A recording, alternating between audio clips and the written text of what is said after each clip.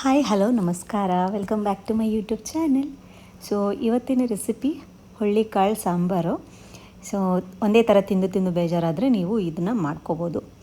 ಮೊದಲನೇದಾಗಿ ನಾನಿಲ್ಲಿ ಕುಕ್ಕರ್ನೇ ಇಟ್ಕೊಂಡಿದ್ದೀನಿ, ಕುಕ್ಕರಲ್ಲೇ ಮಾಡ್ತೀನಿ. ಸೊ ಹಾಗಾಗಿ ಹುಳ್ಳಿಕಾಳು ನಾನು ನೆನೆಸ್ಕೊಂಡಿಲ್ಲ, ಹಾಗೆ ಡ್ರೈ ಏನಿರುತ್ತೋ ಅದನ್ನೇ ಸಾಂಬಾರು ಮಾಡ್ಕೊಳ್ತಾ ಇದ್ದೀನಿ. ಇದು ಪಕ್ಕ ಹಳ್ಳಿ ಸ್ಟೈಲ್ ಸಾಂಬಾರು ಅಂತಲೇ ಹೇಳ್ಬೋದು. ಸೊ ತುಂಬ ರುಚಿಯಾಗಿರುತ್ತೆ, ಮುದ್ದೆಗೆಲ್ಲ ಅನ್ನಕ್ಕೂ ಕೂಡ ತುಂಬ ಚೆನ್ನಾಗಿರುತ್ತೆ. ಒಂದ್ಸರಿ ನೀವು ಟ್ರೈ ಮಾಡ್ಬೋದು. ಸೊ ಈ ಥರ ಹುಳ್ಳಿಕಾಳನ್ನ ನೀಟಾಗಿ ಹುರ್ಕೋಬೇಕಾಗುತ್ತೆ. ಎಣ್ಣೆನ ಹಾಕೋದು ಬೇಡ, ಡ್ರೈ ರೋಸ್ಟ್ ಮಾಡ್ಕೊಳ್ಳಿ. ನೀಟಾಗಿ ಮೀಡಿಯಮ್ ಫ್ಲೇಮ್ ಇಟ್ಕೊಂಡು ಹುರ್ಕೊಳ್ಳಿ. ಹೇಗೂ ಪ್ಯಾನ್ ಇದು ದಪ್ಪನೇ ಇರುತ್ತೆ ಅಲ್ವಾ, ಸೊ ಹಾಗಾಗಿ ಏನು ಸೀದೋಗಲ್ಲ. ಇದರಲ್ಲೇ ಫ್ರೈ ಮಾಡಿಕೊಂಡು ಇದರಲ್ಲೇ ಸಾಂಬಾರು ಮಾಡ್ಕೋಬೋದು, ಚೆನ್ನಾಗಿರುತ್ತೆ. ನೀಟಾಗಿ ಈ ಥರ ಕೆಂಪಗಾಗೋವರೆಗೂ ಫ್ರೈ ಮಾಡ್ಕೋಬೇಕು. ಚೆನ್ನಾಗಿ ಘಮ ಘಮ ಅಂತ ಸ್ಮೆಲ್ ಬರ್ತಾ ಇರುತ್ತೆ. ಸೊ ಅಲ್ಲಿವರೆಗೂ ನೀಟಾಗಿ ಫ್ರೈ ಮಾಡ್ಕೊಳ್ಳಿ. ಮಾಡ್ಕೊಂಡ ನಂತರ ಇದನ್ನು ನಾನು ವಾಶ್ ಮಾಡ್ಕೊಂಡಿದ್ದೀನಿ. ವಾಶ್ ಮಾಡಿಕೊಂಡ್ರೆ ಆಮೇಲೆ ಫ್ರೈ ಮಾಡೋಕ್ಕೆ ಸರಿ ಹೋಗಲ್ಲ ಅಲ್ವಾ, ಸೊ ಹಾಗಾಗಿ ಮೊದಲೇ ಇದನ್ನು ಡ್ರೈ ರೋಸ್ಟ್ ಮಾಡಿಕೊಂಡು ಆಮೇಲೆ ಅದನ್ನು ನೀಟಾಗಿ ವಾಶ್ ಮಾಡ್ಕೊಂಡಿದ್ದೀನಿ. ಅದಕ್ಕೇ ನಾನಿವಾಗ ಟೊಮೆಟೊ, ಹಸಿಮೆಣ್ಸಿನ್ಕಾಯಿ ಹಾಕ್ಕೊಂಡಿದ್ದೀನಿ.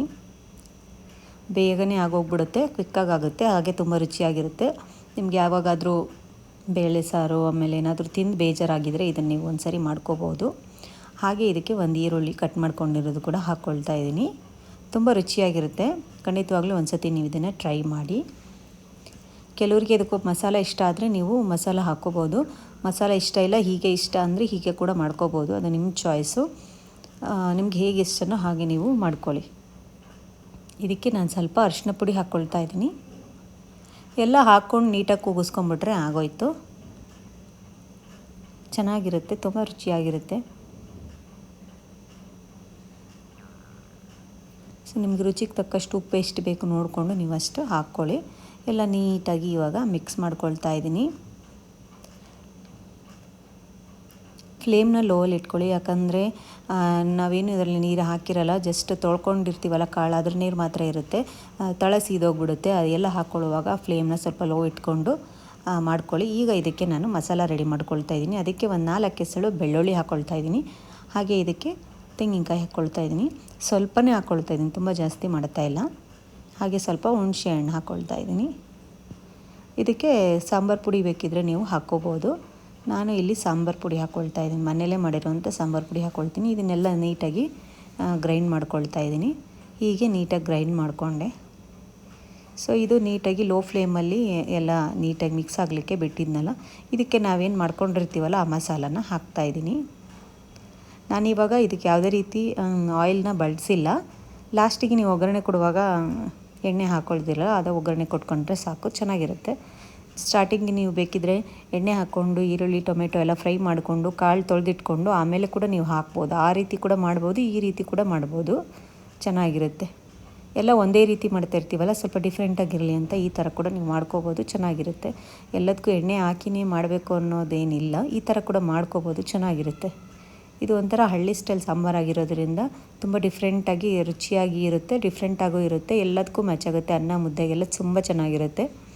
ಸೊ ನೀರು ಎಷ್ಟು ಬೇಕೋ ನೀವು ಸಾಂಬಾರು ಮಾಡ್ತೀರ ನೋಡಿಕೊಂಡು ಅಷ್ಟು ನೀರು ಹಾಕ್ಕೊಂಡು ಮತ್ತೆ ಎಕ್ಸ್ಟ್ರಾ ಉಪ್ಪು ಹಾಕ್ಕೋಬೇಕು, ನೀರು ಹಾಕ್ಕೊಂಡಿರ್ತೀವಲ್ಲ. ಸೊ ಎಲ್ಲ ನೀಟಾಗಿ ಮಿಕ್ಸ್ ಮಾಡ್ಕೋಬೇಕು.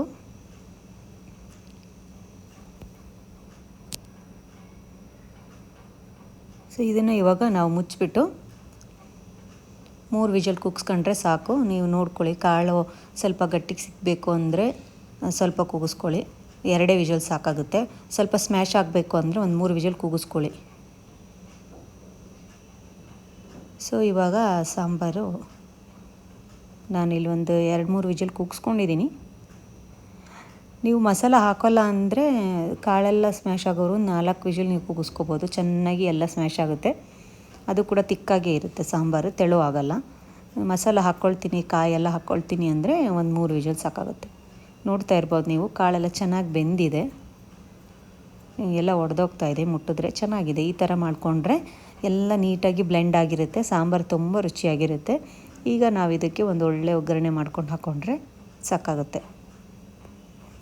ಬೇಗ ಎಷ್ಟಂದ್ರೆ ಅಷ್ಟು ಕ್ವಿಕ್ಕಾಗಿ ಆಗೋಗ್ಬಿಡುತ್ತೆ. ಇದು ಕಾಳಿದ್ರೆ ತುಂಬ ಹೊತ್ತು ಹಿಡಿಯೋದೇ ಇಲ್ಲ, ಒಂದು 1/2 ಅವರಲ್ಲೇ ಈ ಸಾಂಬಾರು ಆಗೋಗ್ಬಿಡುತ್ತೆ. ಸೊ ನಾವು ಆರಾಮಾಗಿ ಇದನ್ನು ರೈಸ್ ಜೊತೆ ಉಪ್ಪಿನಕಾಯಿ ಹಾಕ್ಕೊಂಡು ಬ್ಯಾಟಿಂಗ್ ಮಾಡ್ಬೋದು. ಹಾಗೆ ಮುದ್ದೆ ಕೂಡ ತಿನ್ಬೋದು, ಚೆನ್ನಾಗಿರುತ್ತೆ. ಸೊ ಇವತ್ತಿನ ರೆಸಿಪಿ ಇದೆ, ಸಿಂಪಲ್ ಮತ್ತು ತುಂಬ ರುಚಿಯಾಗಿರೋಂಥ ರೆಸಿಪಿ. ನಿಮಗೆಲ್ಲರಿಗೂ ಇಷ್ಟ ಆಗಿದೆ ಅಂತ ಭಾವಿಸ್ತೀನಿ. ಇಷ್ಟ ಆದರೆ ಲೈಕ್, ಶೇರ್, ಕಮೆಂಟ್ ಮಾಡೋದು ಮರಿಬೇಡಿ. ಹಾಗೆ ಹೊಸಬರಾಗಿದ್ದರೆ ನನ್ನ ಚಾನಲ್ನ ಸಬ್ಸ್ಕ್ರೈಬ್ ಮಾಡಿ, ಬೆಲ್ಲೈಕನ್ನ ಪ್ರೆಸ್ ಮಾಡಿ. ನಾನು ಹಾಕೋ ಎಲ್ಲ ವಿಡಿಯೋ ನೋಟಿಫಿಕೇಷನ್ ನಿಮಗೆ ಮೊದಲನೇದಾಗಿ ತಲುಪುತ್ತೆ. ಸಿಗ್ತೀನಿ ಇನ್ನೊಂದು ವಿಡಿಯೋದಲ್ಲಿ. ಅಲ್ಲಿವರೆಗೂ ಬಾಯ್.